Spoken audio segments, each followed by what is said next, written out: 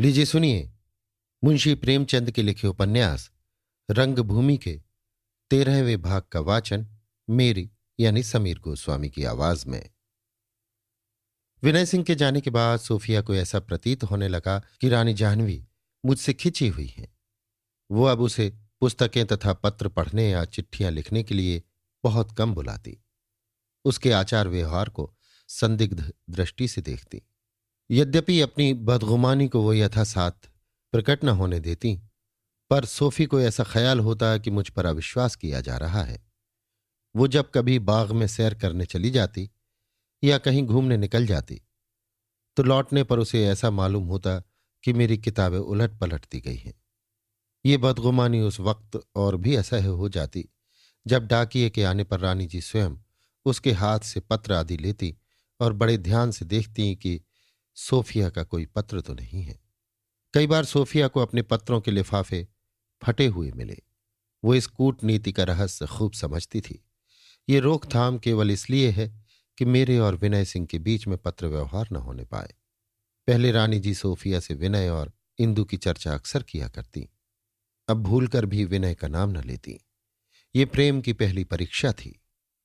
किंतु आश्चर्य ये था कि सोफिया में अब वो आत्माभिमान न था जो नाक पर मक्खी न बैठने देती थी। वो अब अत्यंत सहनशील हो गई थी। रानी जी से द्वेष करने के बदले वो उनकी संशय निवृत्ति के लिए अवसर खोजा करती थी। उसे रानी जी का बर्ताव सर्वथा न्याय संगत मालूम होता था। वो सोचती, इनकी परम अभिलाषा है कि विनय का जीवन आदर्श हो और मैं उनके आत्मसंयम में बाधक न बनूं। मैं इन्हें कैसे समझाऊं कि आपकी अभिलाषा को मेरे हाथों जरा सा भी झोंका न लगेगा। मैं तो स्वयं अपना जीवन एक ऐसे उद्देश्य पर समर्पित कर चुकी हूं जिसके लिए वो काफी नहीं। मैं स्वयं किसी इच्छा को अपने उद्देश्य मार्ग का कांटा न बनाऊंगी। लेकिन उसे ये अवसर न मिलता था। जो बातें जबान पर नहीं आ सकती उनके लिए कभी अवसर नहीं मिलता। सोफी को बहुधा अपने मन की चंचलता पर खेद होता। वो मन को इधर से हटाने के लिए पुस्तकावलोकन में मग्न हो जाना चाहती, लेकिन जब पुस्तक सामने खुली रहती और मन कहीं और जा पहुंचता तो वो झुंझलाकर पुस्तक बंद कर देती और सोचती, ये मेरी क्या दशा है। क्या माया ये कपट रूप धारण करके मुझे सन्मार्ग से विचलित करना चाहती है। मैं जानकर क्यों अनजान बनी जाती हूं। तब वो प्रतिज्ञा करती कि मैं इस कांटे को हृदय से निकाल डालूंगी। लेकिन प्रेमग्रस्त प्राणियों की प्रतिज्ञा कायर की समर लालसा है जो द्वंद्वी की ललकार सुनते ही विलुप्त हो जाती है। सोफिया विनय को तो भूल जाना चाहती थी, पर इसके साथ ही शंकित रहती थी कि कहीं वो मुझे भूल न जाए। जब कई दिनों तक उनका कोई समाचार नहीं मिला तो उसने समझा मुझे भूल गए। जरूर भूल गए। मुझे उनका पता मालूम होता तो कदाचित रोज एक पत्र लिखती, दिन में कई कई पत्र भेजती, पर उन्हें एक पत्र लिखने का भी अवकाश नहीं। वो मुझे भूल जाने का उद्योग कर रहे हैं। अच्छा ही है। वो एक क्रिश्चियन स्त्री से क्यों प्रेम करने लगे। उनके लिए क्या एक से एक परम सुंदरी, सुशिक्षिता, प्रेम परायणा राजकुमारियां नहीं हैं। एक दिन इन भावनाओं ने उसे इतना व्याकुल किया कि वो रानी के कमरे में जाकर विनय के पत्रों को पढ़ने लगी और एक क्षण में जितने पत्र मिले सब पढ़ डाले। देखूं मेरी ओर कोई संकेत है या नहीं, कोई वाक्य ऐसा जिसमें से प्रेम की सुगंध आए। किंतु ऐसा एक शब्द भी न मिला जिससे वो खींच तान कर भी कोई गुप्त आशय निकाल सकती। हां, उस पहाड़ी देश में जिन कठिनाइयों का सामना करना पड़ता था उनका विस्तार से उल्लेख किया गया था। युवावस्था को अतिशयोक्ति से प्रेम है। हम बाधाओं पर विजय पाकर नहीं, उनकी विशद व्याख्या करके अपना महत्व बढ़ाना चाहते हैं। अगर सामान्य ज्वर है तो सन्निपात कहा जाता है। एक दिन पहाड़ों में चलना पड़ा तो वो नित्य पहाड़ों से सिर टकराना कहा जाता है। विनय के पत्र ऐसी ही वीर कथाओं से भरे हुए थे। सोफिया ये हाल पढ़कर विकल हो गई। वो इतनी विपत्ति झेल रहे हैं और मैं यहां आराम से पड़ी हूं। वो इसी उद्वेग में अपने कमरे में आई और विनय को एक लंबा पत्र लिखा जिसका एक एक शब्द प्रेम में डूबा हुआ था। अंत में उसने बड़े प्रेम विनीत शब्दों में प्रार्थना की कि मुझे अपने पास आने की आज्ञा दीजिए। मैं अब यहां नहीं रह सकती। उसकी शैली अज्ञात रूप से कवित्वमय हो गई। पत्र समाप्त करके वो उसी वक्त पास ही के लेटर बॉक्स में डाल आई। पत्र डाल आने के बाद उसका उद्वेग शांत हुआ तो उसे विचार आया कि मेरा रानी जी के कमरे में छिपकर जाना और पत्रों को पढ़ना किसी तरह उचित न था। वो सारे दिन इसी चिंता में पड़ी रही, बार बार अपने को धिक्कारती। ईश्वर, मैं कितनी अभागिनी हूं। मैंने अपना जीवन सच्चे धर्म की जिज्ञासा पर अर्पण कर दिया था। बरसों से सत्य की मीमांसा में रत हूं, पर वासना की पहली ही ठोकर में नीचे गिर पड़ी। मैं क्यों इतनी दुर्बल हो गई हूं? क्या मेरा पवित्र उद्देश्य वासनाओं के भंवर में पड़कर डूब जाएगा? मेरी आदत इतनी बुरी हो जाएगी कि मैं किसी की वस्तुओं की चोरी करूंगी। इसकी मैंने कभी कल्पना भी न की थी। जिनका मुझ पर इतना विश्वास, इतना भरोसा, इतना प्रेम, इतना आदर है, उन्हीं के साथ मेरा ये विश्वासघात। अगर अभी ये दशा है तो भगवान ही जाने आगे चलकर क्या दशा होगी। इससे तो ये कहीं अच्छा है कि जीवन का अंत हो जाए। आह, वो पत्र जो मैं अभी छोड़ आई हूं, वापस मिल जाता तो मैं फाड़ डालती। वो इसी चिंता और ग्लानि में बैठी हुई थी कि रानी जी कमरे में आई। सोफिया उठ खड़ी हुई और अपनी आंखें छिपाने के लिए जमीन की ओर ताकने लगी, किंतु आंसू पी जाना आसान नहीं है। रानी ने कठोर स्वर में पूछा, सोफी, क्यों रोती हो? जब हम अपनी भूल पर लज्जित होते हैं तो यथार्थ बात आप हमारे मुंह से निकल पड़ती है। सोफी हिचकती हुई बोली, जी कुछ नहीं, मुझसे एक अपराध हो गया है, आपसे क्षमा मांगती हूं। रानी ने और भी तीव्र स्वर में पूछा, क्या बात है? सोफी, आज जब आप सैर करने गई थी तो मैं आपके कमरे में चली गई थी। रानी, क्या काम था? सोफी लज्जा से आरक्त होकर बोली, मैंने आपकी कोई चीज नहीं छुई। रानी, मैं तुम्हें इतना नीच नहीं समझती। सोफी, एक पत्र देखना था। रानी, विनय सिंह का? सोफिया ने सिर झुका लिया। वो अपनी दृष्टि में स्वयं इतनी पतित हो गई थी कि जी चाहता था जमीन फट जाती और मैं उसमें समा जाती। रानी ने तिरस्कार के भाव से कहा, सोफी, तुम मुझे कृतज्ञ समझोगी, मगर मैंने तुम्हें अपने घर में रखकर बड़ी भूल की। ऐसी भूल मैंने कभी न की थी। मैं न जानती थी कि तुम आस्तीन का सांप बनोगी। इससे बहुत अच्छा होता कि विनय उसी दिन आग में जल गया होता, तब मुझे इतना दुख न होता। मैं तुम्हारे आचरण को पहले न समझी, मेरी आंखों पर पर्दा पड़ा था। तुम जानती हो मैंने क्यों विनय को इतनी जल्दी यहां से भगा दिया? तुम्हारे कारण, तुम्हारे प्रेमाघातों से बचाने के लिए। लेकिन अब भी तुम भाग्य की भांति उसका दामन नहीं छोड़ती। आखिर तुम उससे क्या चाहती हो? तुम्हें मालूम है तुमसे उसका विवाह नहीं हो सकता। अगर मैं हैसियत और कुल मर्यादा का विचार ना करूं तो भी तुम्हारे और हमारे बीच में धर्म की दीवार खड़ी है। इस प्रेम का फल इसके सिवा और क्या होगा कि तुम अपने साथ उसे भी ले डूबोगी और मेरी चिर संचित अभिलाषाओं को मिट्टी में मिला दोगी।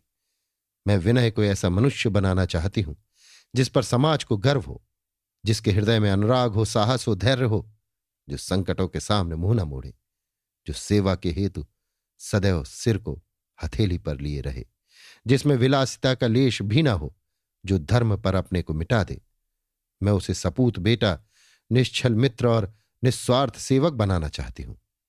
मुझे उसके विवाह की लालसा नहीं, अपने पोतों को गोद में खिलाने की अभिलाषा नहीं। देश में आत्मसेवी पुरुषों और संतान सेवी माताओं का अभाव नहीं है। धरती उनके बोझ से दबी जाती है। मैं अपने बेटे को सच्चा राजपूत बनाना चाहती हूं। आज वो किसी की रक्षा के निमित्त अपने प्राण दे दे तो मुझसे अधिक भाग्यवती माता संसार में ना होगी। तुम मेरे स्वर्ण स्वप्न को विच्छिन्न कर रही हो। मैं तुमसे सत्य कहती हूं सोफी, अगर तुम्हारे उपकार के बोझ से दबी ना होती तो तुम्हें इस दशा में विष देकर मार्ग से हटा देना अपना कर्तव्य समझती। मैं राजपूतानी हूं, मरना भी जानती हूं और मारना भी जानती हूं। इसके पहले कि तुम्हें विनय से पत्र व्यवहार करते देखूं, मैं तुम्हारा गला घोंट दूंगी। तुमसे भिक्षा मांगती हूं, विनय को अपने प्रेम पाश में फंसाने की चेष्टा न करो, नहीं तो इसका फल बुरा होगा। तुम्हें ईश्वर ने बुद्धि दी है, विवेक दिया है, विवेक से काम लो, मेरे कुल का सर्वनाश ना करो। सोफी ने रोते हुए कहा, मुझे आज्ञा दीजिए, आज चली जाओ। रानी कुछ नर्म होकर बोली, मैं तुम्हें जाने को नहीं कहती, तुम मेरे सिर और आंखों पर रहो। लज्जित होकर मेरे मुंह से इस समय जो कटु शब्द निकले हैं उनके लिए क्षमा करो।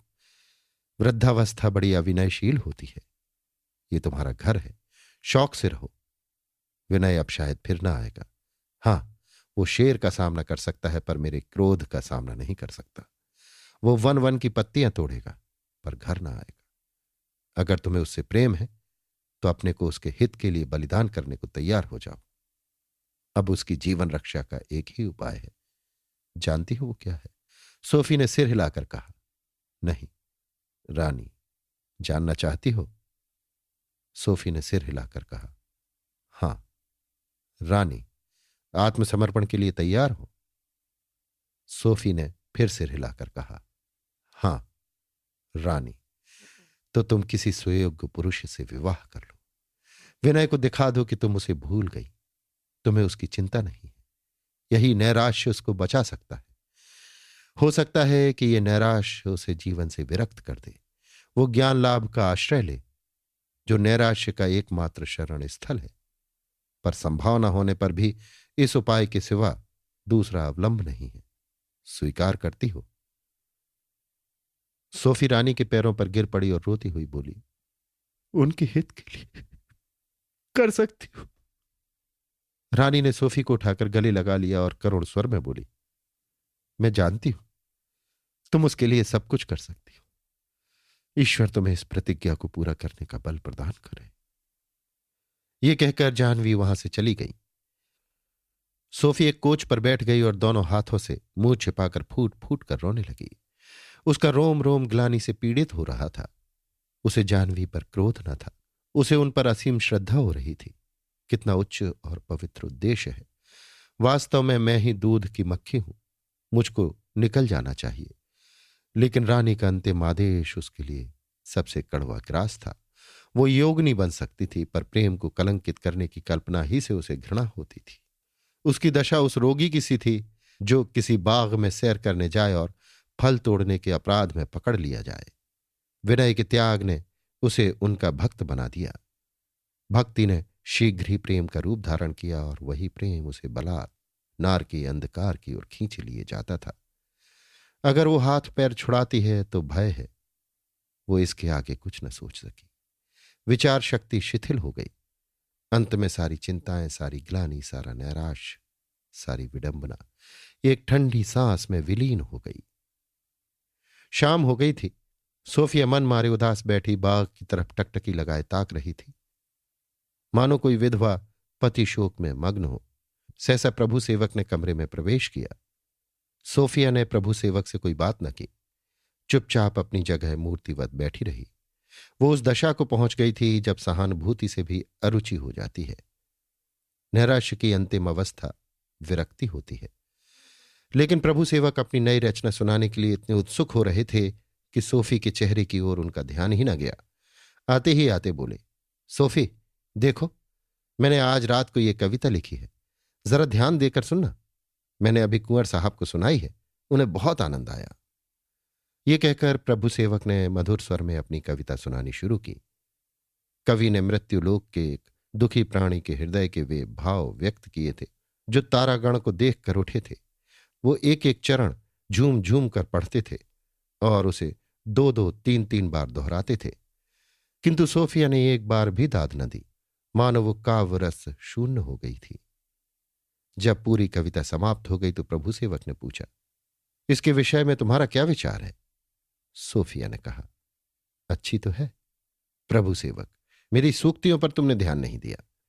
तारागण की आज तक किसी कवि ने देवात्माओं से उपमा नहीं दी है। मुझे तो विश्वास है कि इस कविता के प्रकाशित होते ही कवि समाज में हलचल मच जाएगी। सोफिया, मुझे तो याद आता है कि शैली और वर्ड्सवर्थ इस उपमा को पहले ही बांध चुके हैं। यहां के कवियों ने भी कुछ ऐसा ही वर्णन किया है। कदाचित ह्यूगो की एक कविता का शीर्षक भी यही है। संभव है तुम्हारी कल्पना उन कवियों से लड़ गई हो। प्रभु सेवक, मैंने काव्य साहित्य तुमसे बहुत ज्यादा देखा है, पर मुझे कहीं ये उपमा नहीं दिखाई दी। सोफिया, खैर, हो सकता है मुझे को याद न होगा। कविता बुरी नहीं है। प्रभु सेवक, अगर कोई दूसरा कवि ये चमत्कार दिखा दे तो उसकी गुलामी करूं। सोफिया, तो मैं कहूंगी तुम्हारी निगाह में अपनी स्वाधीनता का मूल्य बहुत ज्यादा नहीं है। प्रभु सेवक, तो मैं भी यही कहूंगा कि कवित्व के रसास्वादन के लिए अभी तुम्हें बहुत अभ्यास करने की जरूरत है। सोफिया, मुझे अपने जीवन में इससे अधिक महत्व के काम करने हैं। आजकल घर के क्या समाचार हैं? प्रभु सेवक, वही पुरानी दशा चली आती है। मैं तो आजिज आ गया हूं। पापा को अपने कारखाने की धुन लगी हुई है और मुझे उस काम से घृणा है। पापा और मामा दोनों हरदम भुनभुनाते रहते हैं। किसी का मुंह ही नहीं सीधा होता, कहीं ठिकाना नहीं मिलता। नहीं तो इस माया के घोंसले में एक दिन भी न रहता। कहां जाऊं, कुछ समझ में नहीं आता।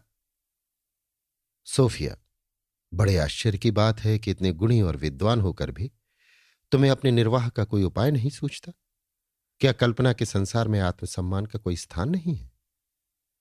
प्रभु सेवक, सोफी, मैं और सब कुछ कर सकता हूं, पर गृह चिंता का बोझ नहीं उठा सकता। मैं निर्द्वंद, निश्चिंत, निर्लिप्त रहना चाहता हूं। एक सुरम्य उपवन में किसी सघन वृक्ष के नीचे पक्षियों का मधुर कलरव सुनता हुआ काव्य चिंतन में मग्न पड़ा रहूं, यही मेरे जीवन का आदर्श है। सोफिया, तुम्हारी जिंदगी इसी भांति स्वप्न देखने में गुजरेगी। प्रभु सेवक, कुछ हो, चिंता से तो मुक्त हूं, स्वच्छंद तो हूं। सोफिया, जहां आत्मा और सिद्धांतों की हत्या होती है वहां से स्वच्छंदता कोसों भागती है।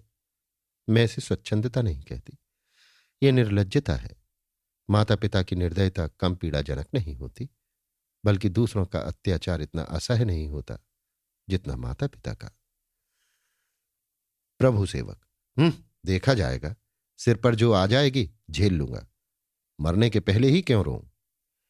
ये कहकर प्रभु सेवक ने पाणेपुर की घटना बयान की और इतनी डींग मारी कि सोफी चिढ़कर बोली, रहने भी दो, एक गंवार को पीट लिया तो कौन सा बड़ा काम किया। अपनी कविताओं में तो अहिंसा के देवता बन जाते हो, वहां जरा सी बात पर इतने जामे से बाहर हो गए। प्रभु सेवक, गाली सह लेता। सोफिया, जब तुम मारने वाले को मारोगे, गाली देने वाले को भी मारोगे, तो अहिंसा का निर्वाह कब करोगे? राह चलते तो किसी को कोई नहीं मारता। वास्तव में किसी युवक को उपदेश करने का अधिकार नहीं है, चाहे उसकी कवित्व शक्ति कितनी ही विलक्षण हो। उपदेश करना सिद्ध पुरुषों ही का काम है। ये नहीं कि जैसे जरा तुकबंदी आ गई वो लगा शांति और अहिंसा का पाठ पढ़ाने। जो बात दूसरों को सिखलाना चाहते हो वो पहले स्वयं सीख लो। प्रभु सेवक, ठीक यही बात विनय ने भी अपने पत्र में लिखी है। लो, याद आ गया, ये तुम्हारा पत्र है। मुझे याद ही ना रही थी। ये प्रसंग ना आता तो जेब में रखे ही लौट जाता। ये कहकर प्रभु सेवक ने एक लिफाफा निकालकर सोफिया के हाथ में रख दिया। सोफिया ने पूछा, आजकल कहाँ हैं? प्रभु सेवक, उदयपुर के पहाड़ी प्रांतों में घूम रहे हैं। मेरे नाम से जो पत्र आया है उसमें तो उन्होंने साफ लिखा है कि मैं इस सेवा कार्य के लिए सर्वथा अयोग्य हूं। मुझ में उतनी सहनशीलता नहीं जितनी होनी चाहिए। युवा अवस्था अनुभव लाभ का समय है। अवस्था प्रौढ़ हो जाने पर ही सार्वजनिक कार्यों में सम्मिलित होना चाहिए। किसी युवक को सेवा कार्य करने को भेजना वैसा ही है जैसे किसी बच्चे वैद्य को रोगियों के कष्ट निवारण के लिए भेजना। प्रभु सेवक चले गए तो सोफिया सोचने लगी, ये पत्र पढ़ूं या ना पढ़ूं। विनय इसे रानी जी से गुप्त रखना चाहते हैं, नहीं तो यहीं के पते से भेजते। मैंने अभी रानी जी को वचन दिया है, उनसे पत्र व्यवहार न करूंगी। इस पत्र को खोलना उचित नहीं। रानी जी को दिखा दूं, इससे उनके मन में मुझ पर जो संदेह है वो दूर हो जाएगा। मगर न जाने क्या बातें लिखी हैं। संभव है कोई ऐसी बात हो जो रानी के क्रोध को और भी उत्तेजित कर दे। नहीं, इस पत्र को गुप्त ही रखना चाहिए। रानी को दिखाना मुनासिब नहीं। उसने फिर सोचा, पढ़ने से क्या फायदा, न जाने मेरे चित्त की क्या दशा हो। मुझे अब अपने ऊपर विश्वास नहीं रहा। जब इस प्रेमांकुर को जड़ से उखाड़ना ही है तो उसे क्यों सींचूं? इस पत्र को रानी के हवाले कर देना ही उचित है। सोफिया ने और ज्यादा सोच विचार नहीं किया। शंका हुई कहीं मैं विचलित न हो जाऊं। चलनी में पानी नहीं ठहरता। उसने उसी वक्त वो पत्र ले जाकर रानी को दे दिया। उसने पूछा, किसका पत्र है? ये तो विनय की लिखावट जान पड़ती है। तुम्हारे नाम आया है ना? तुमने लिफाफा खोला नहीं? सोफिया, जी नहीं। रानी ने प्रसन्न होकर कहा, मैं तुम्हें आज्ञा देती हूं, पढ़ो। तुमने अपना वचन पालन किया, इससे मैं बहुत खुश हुई। सोफिया, मुझे क्षमा कीजिए। रानी, मैं खुशी से कहती हूं, पढ़ो। देखो क्या लिखते हैं। सोफिया, जी नहीं। रानी ने पत्र ज्यों का त्यों संदूक में बंद कर दिया, खुद भी नहीं पढ़ा। कारण ये नीति विरुद्ध था। तब सोफिया से बोली, बेटी, अब मेरी तुमसे एक और याचना है। विनय को एक पत्र लिखो और उसमें स्पष्ट लिख दो, हमारा और तुम्हारा कल्याण इसमें है कि हम में केवल भाई और बहन का संबंध रहे। तुम्हारे पत्र से ये प्रकट होना चाहिए कि तुम उनके प्रेम की अपेक्षा उनके जातीय भावों की ज्यादा कद्र करती हो। तुम्हारा ये पत्र मेरे और उनके पिता के हजारों उपदेशों से अधिक प्रभावशाली होगा। मुझे विश्वास है तुम्हारा पत्र पाते ही उनकी चेष्टाएं बदल जाएंगी और वो कर्तव्य मार्ग पर सुदृढ़ हो जाएंगे। मैं इस कृपा के लिए जीवन पर्यंत तुम्हारी आभारी रहूंगी। सोफी ने कातर स्वर में कहा, आपकी आज्ञा का पालन करूंगी। रानी, नहीं, केवल मेरी आज्ञा का पालन करना काफी नहीं है। अगर उससे यह भासित हुआ कि किसी की प्रेरणा से लिखा गया है तो उसका असर जाता रहेगा। सोफिया, आपको पत्र लिखकर दिखा दूं? रानी, नहीं, तुम ही भेज देना। सोफिया जब वहां आकर पत्र लिखने बैठी तो उसे सूझता ही न था कि क्या लिखूं। सोचने लगी, वो मुझे निर्मम समझेंगे। अगर लिख दूं मैंने तुम्हारा पत्र पढ़ा ही नहीं तो उन्हें कितना दुख होगा। कैसे कहूं कि मैं तुमसे प्रेम नहीं करती। वो मेज पर से उठ खड़ी हुई और निश्चय किया, कल लिखूंगी। एक किताब पढ़ने लगी। भोजन का समय हो गया, 9 बज गए। अभी वो मुंह हाथ धोकर बैठी ही थी कि उसने रानी को द्वार से अंदर की ओर झांकते देखा। समझी किसी काम से जा रही होंगी, फिर किताब पढ़ने लगी। 15 मिनट भी न गुजरे थे कि रानी फिर दूसरी तरफ से लौटी और कमरे में झांका। सोफी को उनका यों मंडलाना बहुत नागवार मालूम हुआ। उसने समझा ये मुझे बिल्कुल काठ की पुतली बनाना चाहती हैं, बस इनके इशारे पर नाचा करूं।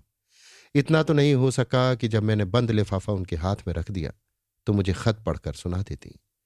आखिर मैं लिखूं क्या, नहीं मालूम। उन्होंने अपने खत में क्या लिखा है। सहसा उसे ध्यान आया कि कहीं मेरा पत्र उपदेश के रूप में न हो जाए। वो इसे पढ़कर शायद मुझसे चिढ़ जाए। अपने प्रेमियों से हम उपदेश और शिक्षा की बातें नहीं, प्रेम और परितोष की बातें सुनना चाहते हैं। बड़ी कुशल हुई, नहीं तो वो मेरा उपदेश पत्र पढ़कर न जाने दिल में क्या समझते। उन्हें ख्याल होता गिरजा में उपदेश सुनते सुनते इसकी प्रेम भावनाएं निर्जीव हो गई हैं। अगर वो मुझे ऐसा पत्र लिखते तो मुझे कितना बुरा मालूम होता। आह, मैंने बड़ा धोखा खाया। पहले मैंने समझा था उनसे केवल आध्यात्मिक प्रेम करूंगी। अब विदित हो रहा है कि आध्यात्मिक प्रेम या भक्ति केवल धर्म जगत ही की वस्तु है। स्त्री पुरुष में पवित्र प्रेम होना असंभव है। प्रेम पहले उंगली पकड़कर तुरंत ही पहुंचा पकड़ता है। ये भी जानती हूं कि ये प्रेम मुझे ज्ञान के ऊंचे आदर्श से गिरा रहा है। हमें जीवन इसलिए प्रदान किया गया है कि सद्विचारों और सत्कार्यों से उसे उन्नत करें और एक दिन अनंत ज्योति में विलीन हो जाएं। ये भी जानती हूं कि जीवन नश्वर है, अनित्य है और संसार के सुख अनित्य और नश्वर हैं। ये सब जानते हुए भी पतंग की भांति दीपक पर गिर रही हूं। इसीलिए तो कि प्रेम में वो विस्मृति है जो संयम, ज्ञान और धारणा पर पर्दा डाल देती है। भक्तजन भी आध्यात्मिक आनंद भोगते रहते हैं, वासनाओं से मुक्त नहीं हो सकते। जिसे कोई बलात् खींचे लिए जाता हो उससे कहना कि तू मत जा, कितना बड़ा अन्याय है। पीड़ित प्राणियों के लिए रात एक कठिन तपस्या है। ज्यों ज्यों रात गुजरती थी सोफी की उद्विग्नता बढ़ती जाती थी। आधी रात तक मनोभावों से निरंतर संग्राम करने के बाद अंत को उसने विवश होकर हृदय के द्वार प्रेम क्रीड़ाओं के लिए उन्मुक्त कर दिए। जैसे किसी रंगशाला का व्यवस्थापक दर्शकों की रेल पेल से तंग आकर शाला का पट सर्वसाधारण के लिए खोल देता है। बाहर का शोर भीतर के मधुर स्वर प्रवाह में बाधक होता है। सोफी ने अपने को प्रेम कल्पनाओं की गोद में डाल दिया। अबाध रूप से उनका आनंद उठाने लगी। क्यों विनय, तुम मेरे लिए क्या क्या मुसीबतें झेलोगे? अपमान, अनादर, द्वेष, माता पिता का विरोध, तुम मेरे लिए ये सब विपत्ति सह लोगे। लेकिन धर्म, वो देखो तुम्हारा मुख उदास हो गया। तुम सब कुछ करोगे पर धर्म नहीं छोड़ सकते। मेरी भी यही दशा है। मैं तुम्हारे साथ उपवास कर सकती हूं, तिरस्कार, अपमान, निंदा सब कुछ भोग सकती हूं, पर धर्म को कैसे त्याग दूं? ईसा का दामन कैसे छोड़ दूं? ईसाइयत की मुझे परवाह नहीं, वो केवल स्वार्थों का संगठन है। लेकिन उस पवित्र आत्मा से क्यों कर मुंह मोड़ूं, जो क्षमा और दया का अवतार थी? क्या यह संभव नहीं कि मैं ईसा के दामन से लिपटी रहकर भी अपनी प्रेमाकांक्षा को तृप्त करूं? हिंदू धर्म की उदार छाया में किसके लिए शरण नहीं? आस्तिक भी हिंदू है, नास्तिक भी हिंदू है। 33 करोड़ देवताओं को मानने वाला भी हिंदू है। जहां महावीर के भक्तों के लिए स्थान है, बुद्ध देव के भक्तों के लिए स्थान है, वहां क्या यीशु के भक्त के लिए स्थान नहीं है?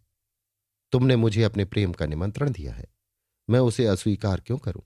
मैं भी तुम्हारे साथ सेवा कार्य में रत हो जाऊंगी, तुम्हारे साथ वनों में विचरूंगी, झोपड़ी में रहूंगी।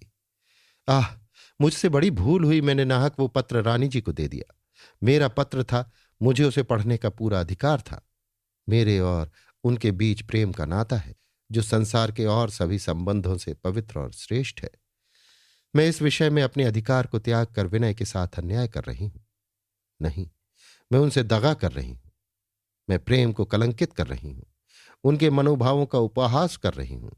यदि वो मेरा पत्र बिना पढ़े ही फाड़ कर फेंक देते तो मुझे इतना दुख होता कि उन्हें कभी क्षमा न करती। क्या करूं? जाकर रानी जी से वो पत्र मांग लूं? उसे देने में उन्हें कोई आपत्ति नहीं हो सकती। मन में चाहे कितना ही बुरा माने, पर मेरी अमानत मुझे अवश्य दे देंगी। वो मेरी ममा की भांति अनुदार नहीं है, मगर मैं उनसे मांगू क्यों? वो मेरी चीज है, किसी अन्य प्राणी का उस पर दावा नहीं। अपनी चीज ले लेने के लिए मैं किसी दूसरे का एहसान क्यों उठाऊं? 11 बज रहे थे। भवन में चारों तरफ सन्नाटा छाया हुआ था। नौकर चाकर सब सो गए थे। सोफिया ने खिड़की से बाहर बाग की ओर देखा। ऐसा मालूम होता था कि आकाश से दूध की वर्षा हो रही है। चांदनी खूब छिटकी हुई थी। संगमरमर की दोनों परियां जो हौज के किनारे खड़ी थी, उसे निस्वर संगीत की प्रकाशमयी प्रतिमाओं सी प्रतीत होती थी, जिससे सारी प्रकृति उल्लसित हो रही थी। सोफिया के हृदय में प्रबल उत्कंठा हुई कि इसी क्षण चलकर अपना पत्र लाऊं। वो दृढ़ संकल्प करके अपने कमरे से निकली और निर्भय होकर रानी जी की दीवान खाने की ओर चली। वो अपने हृदय को बार बार समझा रही थी, मुझे भय किसका है? अपनी चीज लेने जा रही हूं। कोई पूछे तो उससे साफ साफ कह सकती हूं, विनय सिंह का नाम लेना कोई पाप नहीं है। किंतु निरंतर ये आश्वासन मिलने पर भी उसके कदम इतनी सावधानी से उठते थे कि बरामदे के पक्के फर्श पर भी कोई आहट न होती थी। उसकी मुखाकृति से वो अशांति झलक रही थी, जो आंतरिक दुश्चिंता का चिन्ह है। वो सहमी हुई आंखों से दाहिने बाएं आगे पीछे ताकती जाती थी। जरा सा भी कोई खटका होता तो उसके पांव स्वतः रुक जाते थे और वो बरामदे के खंभों की आड़ में छिप जाती थी। रास्ते में कई कमरे थे। यद्यपि उनमें अंधेरा था, रोशनी गुल हो चुकी थी, तो भी वो दरवाजे पर एक क्षण के लिए रुक जाती थी कि कोई उनमें बैठा न हो। सहसा एक टेरियन कुत्ता, जिसे रानी जी बहुत प्यार करती थी, सामने से आता हुआ दिखाई दिया। सोफी के रोए खड़े हो गए। इसने जरा भी मुंह खोला और सारे घर में हलचल हुई। कुत्ते ने उसकी ओर सशंक नेत्रों से देखा और अपने निर्णय की सूचना देना ही चाहता था कि सोफिया ने धीरे से उसका नाम लिया और उसे गोद में उठाकर उसकी पीठ सहलाने लगी। कुत्ता दुम हिलाने लगा, लेकिन अपनी राह जाने के बदले वो सोफिया के साथ हो लिया। कदाचित उसकी पशु चेतना ताड़ रही थी कि कुछ दाल में काला जरूर है। इस प्रकार 5 कमरों के बाद रानी जी का दीवान खाना मिला। उसके द्वार खुले हुए थे, लेकिन अंदर अंधेरा था। कमरे में बिजली के बटन लगे हुए थे। उंगलियों की एक अति सूक्ष्म गति से कमरे में प्रकाश हो सकता था, लेकिन इस समय बटन का दबाना बारूद के ढेर में दिया सलाई से कम भयकारक न था। प्रकाश से वो कभी इतनी भयभीत न हुई थी। मुश्किल तो ये थी कि प्रकाश के बगैर वो सफल मनोरथ भी न हो सकती थी। यही अमृत भी था और विष भी। उसे क्रोध आ रहा था कि किवाड़ों में शीशे क्यों लगे हुए हैं, पर्दे हैं, वे भी इतने बारीक कि आदमी का मुंह दिखाई देता है। घर न हुआ, कोई सजी हुई दुकान हुई, बिल्कुल अंग्रेजी नकल है, और रोशनी ठंडी करने की जरूरत ही क्या थी? इससे तो कोई बहुत बड़ी किफायत नहीं हो जाती। हम जब किसी तंग सड़क पर चलते हैं तो हमें सवारियों का आना जाना बहुत ही कष्टदायक जान पड़ता है। जी चाहता है कि इन रास्तों पर सवारियों के आने की रोक होनी चाहिए। हमारा अख्तियार होता तो इन सड़कों पर कोई सवारी ना आने देते, विशेषतः मोटरों को। लेकिन उन्हीं सड़कों पर जब हम किसी सवारी में बैठकर निकलते हैं तो पग पग पर पथिकों को हटाने के लिए रुकने पर झुंझलाते हैं कि ये सब पटरी पर क्यों नहीं चलते। खामोखां बीच में धंसे पड़ते हैं। कठिनाइयों में पड़कर परिस्थिति पर क्रुद्ध होना मानव स्वभाव है। सोफिया कई मिनट तक बिजली के बटन के पास खड़ी रही। बटन दबाने की हिम्मत न पड़ती थी। सारे आंगन में प्रकाश फैल जाएगा, लोग चौंक पड़ेंगे। अंधेरे में सोता हुआ मनुष्य भी उजाला फैलते ही जाग पड़ता है। विवश होकर उसने मेज को टटोलना शुरू किया। दवात लुढ़क गई, स्याही मेज पर फैल गई और उसके कपड़ों पर दाग पड़ गए। उसे विश्वास था कि रानी ने पत्र अपने हैंडबैग में रखा होगा। जरूरी चिट्ठियां उसी में रखती थी। बड़ी मुश्किल से उसे बैग मिला। वो उसमें से एक एक पत्र निकालकर अंधेरे में देखने लगी। लिफाफे अधिकांश एक ही आकार के थे। निगाहें कुछ काम न कर सकीं। आखिर इस तरह मनोरथ पूरा न होते देखकर उसने हैंडबैग उठा लिया और कमरे से बाहर निकली। सोचा, मेरे कमरे में अभी तक रोशनी है, वहां वो पत्र सहज ही में मिल जाएगा। इसे लाकर फिर यहीं रख दूंगी। लेकिन लौटती बार वो इतनी सावधानी से पांव न उठा सकी। आती बार वो पग पग पर इधर उधर देखती हुई आई थी। अब बड़े वेग से चली जा रही थी। इधर उधर देखने की फुर्सत न थी। खाली हाथ उज्र की गुंजाइश थी। रंगे हुए हाथों के लिए कोई उज्र, कोई बहाना नहीं है। अपने कमरे में पहुंचते ही सोफिया ने द्वार बंद कर दिया और पर्दे डाल दिए। गर्मी के मारे सारी देह पसीने से तर थी। हाथ इस तरह कांप रहे थे मानो लकवा गिर गया हो। वो चिट्ठियों को निकाल निकाल कर देखने लगी और पत्रों को केवल देखना ही न था, अपनी जगह सावधानी से रखना भी था। पत्रों का एक दफ्तर सामने था। बरसों की चिट्ठियां वहां निर्वाण सुख भोग रही थीं। सोफिया को उनकी तलाशी लेते घंटों गुजर गए। दफ्तर समाप्त होने को आ गया, पर वो चीज न मिली। उसे अब कुछ कुछ निराशा होने लगी। यहां तक कि अंतिम पत्र भी उलट पलट कर रख दिया। तब सोफिया ने एक लंबी सांस ली। उसकी दशा उस मनुष्य की सी थी जो किसी मेले में अपने खोए हुए बंधु को ढूंढता हो। वो चारों ओर आंखें फाड़ फाड़ कर देखता है, उसका नाम लेकर जोर जोर से पुकारता है। उसे भ्रम होता है वो खड़ा है, लपक कर उसके पास जाता है और लज्जित होकर लौट आता है। अंत में वो निराश होकर जमीन पर बैठ जाता है और रोने लगता है। सोफिया भी रोने लगी। वो पत्र कहाँ गया? रानी ने तो उसे मेरे सामने ही इसी बैग में रख दिया था। उनके और सभी पत्र यहां मौजूद हैं। क्या उसे कहीं और रख दिया? मगर आशा उस घास की भांति है जो ग्रीष्म की ताप से जल जाती है। भूमि पर उसका निशान तक नहीं रहता। धरती ऐसी उज्जवल हो जाती है जैसे टकसाल का नया रुपया। लेकिन पावस की बूंद पड़ते ही फिर जली हुई जड़ें पनपने लगती हैं और उसी शुष्क स्थल पर हरियाली लहराने लगती है। सोफिया की आशा फिर हरी हुई। कहीं मैं कोई पत्र छोड़ तो नहीं गई।